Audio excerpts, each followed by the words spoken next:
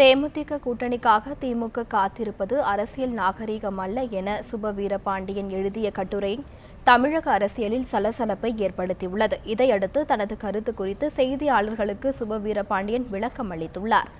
அரசியல் நேர்மையை அவமதிக்கும் விஜயகாந்த் என்ற தலைப்பில் திராவிட இயக்க தமிழர் பேரவைத் தலைவர் சுப வீரபாண்டியன் தனது வலைப்பக்கத்தில் எழுதிய கட்டுரை தமிழக அரசியலில் சலசலப்பை ஏற்படுத்தியுள்ளது.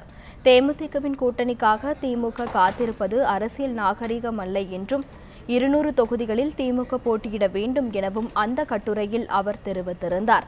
தேமுதிக கட்சிக்கு என்று தனியாக எந்த கொள்கையும் இல்லை என்றும் வெறும் 5% வாக்குகளை மட்டுமே வைத்திருக்கும் தேமுதிகவுக்காக பெரிய கட்சிகள் காத்திருப்பது வேதனைக்குரியது என்றும் சுப வீரபாண்டியன் விமர்சித்துள்ளார்.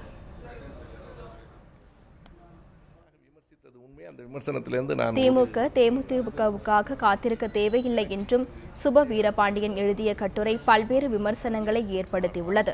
இது தொடர்பாக ஆழ்வார் திருநகரில் உள்ள இல்லத்தில் செய்தியாளர்களுக்கு விளக்கமளித்த அவர் அந்த கட்டுரை அரசியல் சார்பின்றி தனிப்பட்ட முறையில் தாம் எழுதியது என்றும் அதிமுக அராஜக ஆட்சிக்கு முடிவு கட்ட திமுக கூட்டணியில் தேமுதிக இடம்பெற வேண்டும் என்றும் தெரிவித்தார்.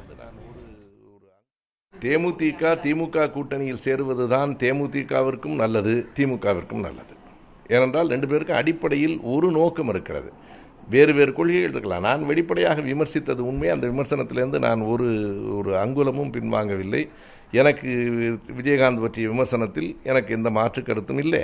ஆனால் அதிமுக என்கிற இன்றைய அராஜக ஆட்சியை அகற்ற வேண்டும் என்பதில் திமுகவுக்கும் தேமுதிகவுக்கும் ஒத்த கருத்துதான் என்றால் 2 பேரும் ஒருங்கிணைவதுதான் அந்த நோக்கத்தை நிறைவேற்ற உதவும்.